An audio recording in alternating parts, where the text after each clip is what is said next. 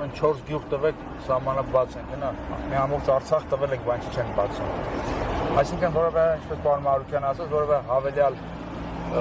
պայման մենք չպետք է բավարարենք, եւ ինչ կա։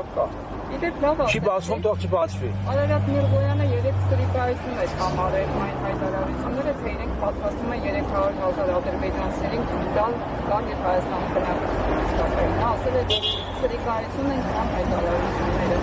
Եվս չեք հավատում, որ այս իշխանությունները Ավելին ասեմ, այդ ճակերտավոր սրիկաները մենք ենք, որ այդ թեման զարգացնում ենք եւ հիմնավորում ենք, որ դա մի օր լինելու է։ Իսկ Արարատ Միրզոյանը լավ կանի մի փոքր զուսպ լինի եւ իր շեֆից, քաղաքական հորից վատ օրինակ չվերցնի եւ մի փոքր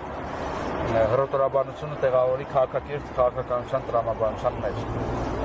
Երբ որ մենք ասում ենք, որ 300,000 ադրբեջանցիներ կարող են գալ, նկատի չունենք, որ վաղը Նիկոլը ընտրվելու է, Հելեն Շարասյունով գան արցախցիների պես, չէ։ Խոսքը երկրի տասնամյակների կտրվածքով անվտանգության ապահովման մասին է։ Որտեվ դա աստիճանական process է, եւ մենք ըստ խոսում ենք դեմոգրաֆիական անվտանգության մասին։ Եվ դա մի օր լինելու է տարիների ընթացքում, տասնամյակների ընթացքում։ Ադրբեջանից շարունակում են անդրադառնալ մասին։ Ես դրա հույս եմ դնում։ Չէ, որ դա տեղավորում է սահմանազատման գործընթացի մեջ, ասում եք սահմանազատման գործընթացը, երբ որ կլինի, նաև անկլավների հարցը կլինի։ Անկլավների հարցը գիտեք ոնց են ուզում լուծել։ Նիկոլ Փաշինյանը ուզում է նորից խաբի հայ ժողովրդին, իրան ներկայացնի որպես Արցախի փառահեղ ազատարար, որը գնաց ազատագրել է 29800-ի հողը, ու դրա փոխարեն էլի Հայաստանի Հանրապետությունից տարածքներ նվիրաբերի Ադրբեջանին։ Արարատ Միրզոյանը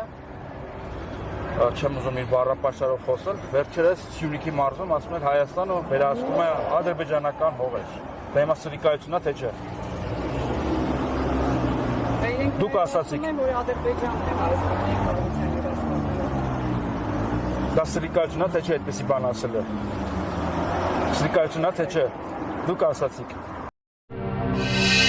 Բաժանորդագրվեք Արմատ մեդիայի ալիքներին սոցցանցերում։ Հետևեք մեզ նաև Արմատ մեդիա AM կայքում։